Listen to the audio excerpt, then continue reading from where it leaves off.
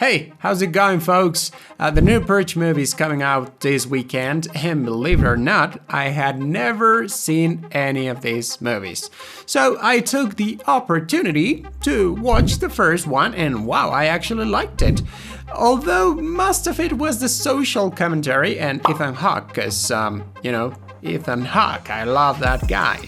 So let's check this movie, and by the way, remember to show your support by liking and subscribing. I need to buy popcorn, and you know that thing doesn't grow on trees. Oh wait, it does.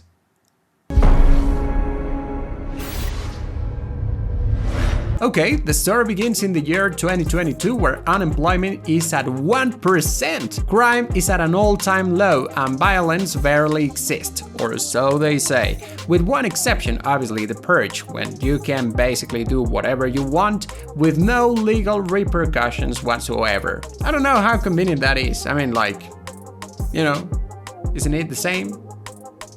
Essentially? Or maybe even worse?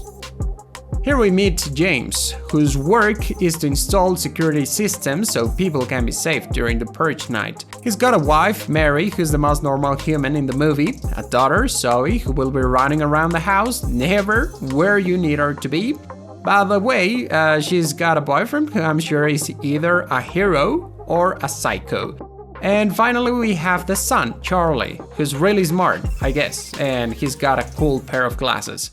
So James installed security systems in everybody's house around here, and that seems like a no-no for the neighbors, especially because the Sandins are now rich, and I guess their neighborhood is communist? I don't know what's the problem with that, but one of the members of the community actually has a problem, because she implies some people are jealous of their success. Some people, obviously, totally not her.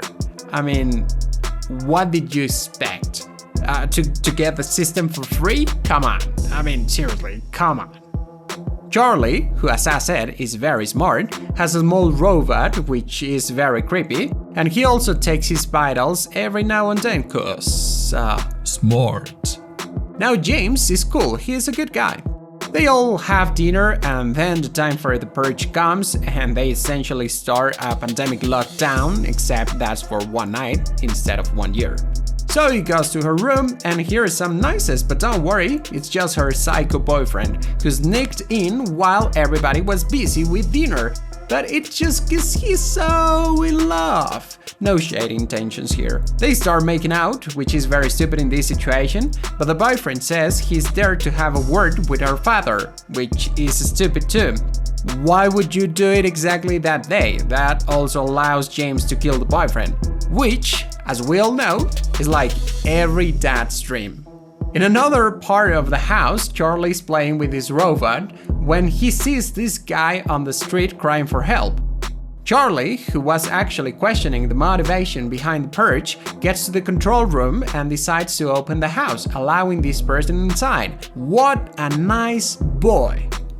But don't you think that could be a trap? I mean, how do you know he's not a killer? Just pretending. The parents freak out when they see the man by the door, but holy cow, the boyfriend takes out a gun and shoots James. But don't worry, James is the main character and a loving father. He can't die in this movie. James shoots back, but with all that, now they've no idea where the boyfriend nor the man are. The family retreats to the control room, but James has to find Zoe because she was upstairs. James first finds the body of the boyfriend on the floor, full of blood and obviously dead. Though at first I thought this would be one of those the bad guy comes back for a last scare moments, but no. Things continued to go south because the guy Charlie let in was being chased by these crazy folks. They say the man is homeless, and that's just their tradition, killing random homeless people during the Purge. I know, they are obviously insane, just look at his face. This group of young, well-educated boys and girls, that was sarcasm, will give the family time to retrieve the stranger. Otherwise, the entire gang will break into the house, and they prove they are serious about it by cutting the power in the house. Yeah! Now the family will find the man even faster. What a great idea! But I mean, James builds these security systems for a living. There is no way the gang will actually set a step inside. Okay, to answer your question, yes, they could get in here. Oh. So they agree on finding the man and forcing him to leave the house because it's like the only chance they've got to survive.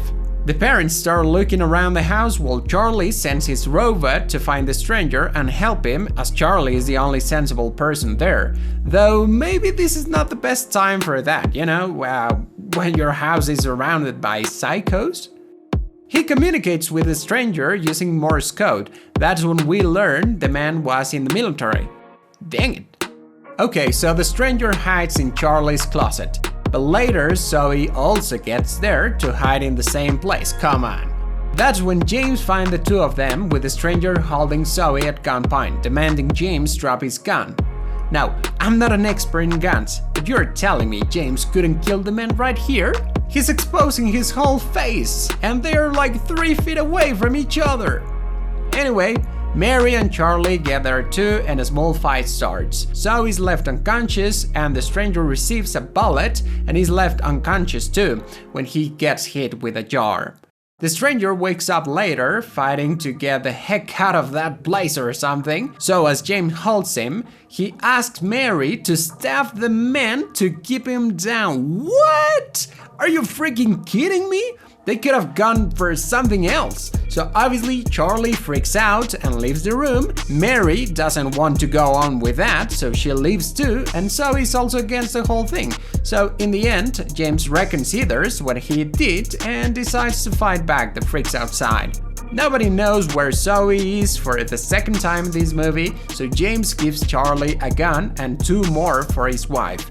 Charlie goes to hide in the basement, James and Mary will protect the house, and the stranger is still tied to a chair. Outside, things are getting interesting, as our not-so-friendly friends use a truck to take down the front door.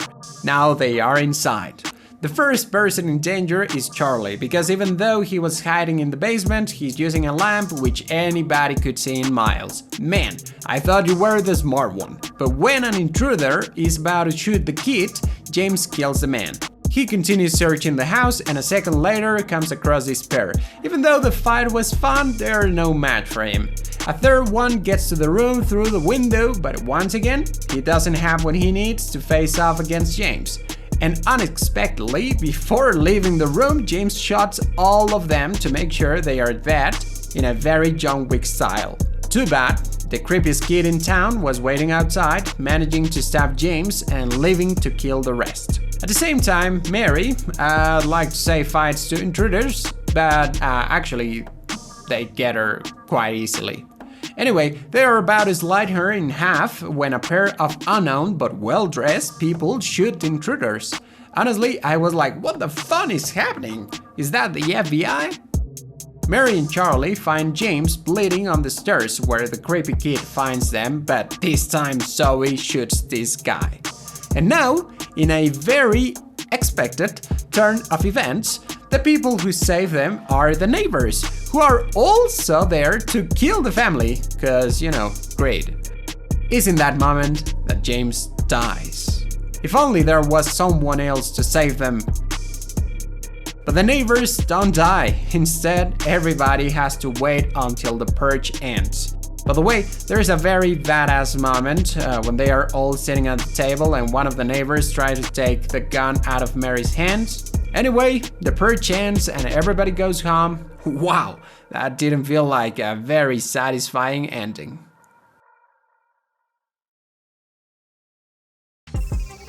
I love it. So that's it. Remember to like, share and subscribe. This is David. Have a good day and see you soon. Bye. May God be with you all.